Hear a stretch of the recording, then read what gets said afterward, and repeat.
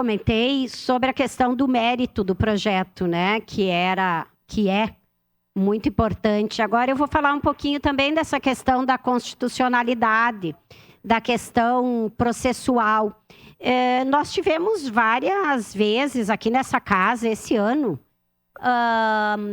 vereadores, eu lembro pelo menos de 2 projetos, eu acho que foi a vereadora Tatiane Frisso, que comentou aqui, vindo do Executivo, projetos de lei que o Executivo mandou para cá, projetos que haviam sido de iniciativa dela, tanto, não digo do projeto em si, mas de ter levado ao Executivo e que o Executivo acampou esses projetos.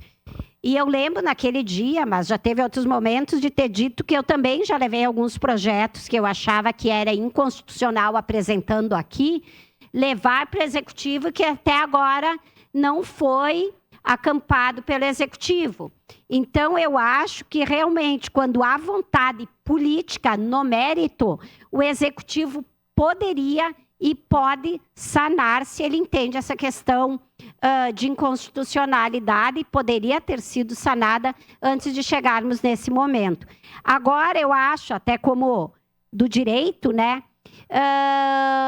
relatando um pouco a minha experiência mais desse ano, todo mundo sabe que eu entrei definitivamente esse ano, mas havia projeto meu parado há algum tempo, que eu fui atrás e ele estava com inconstitucionalidade no mérito.